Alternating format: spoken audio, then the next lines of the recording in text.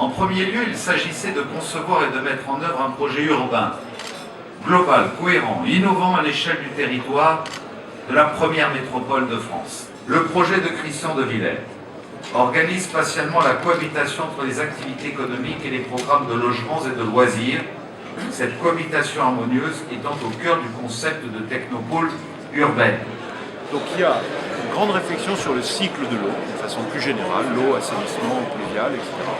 Il y a une grande réflexion évidemment sur le bas carbone, c'est-à-dire la construction bas carbonée, peu carbonée, et surtout la faible consommation d'énergie et encore mieux l'utilisation intelligente de l'énergie.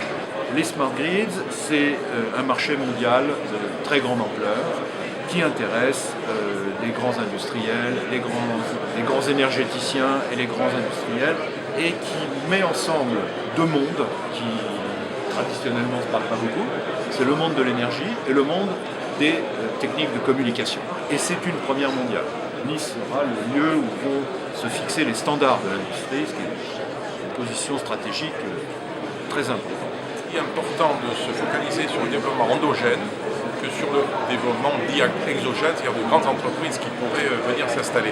Pourquoi? Parce que c'est d'abord là que nous pouvons établir, je dirais, le terreau et les semences qui vont nous permettre de créer de la richesse et de l'emploi. Et bien entendu, du fait de l'intérêt des projets que nous présentons, eh bien, les entreprises montrent leur intérêt. Elles montrent d'abord leur intérêt à travers les conventions que nous passons hier.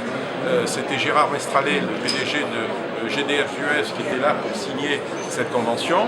Nous en avions signé précédemment avec IBM et avec Cisco.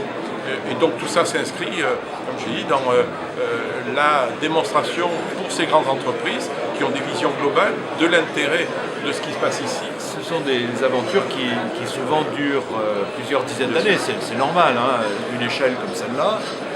Mais je crois qu'il y a ici à Nice une dynamique très forte, en tout cas une volonté politique très forte de faire avancer tout cela. Donc on peut espérer que ces dizaines d'années vont bien sûr. Vous savez, la défense, c'est 40 ans, Euroméditerranée, c'est 20 ans.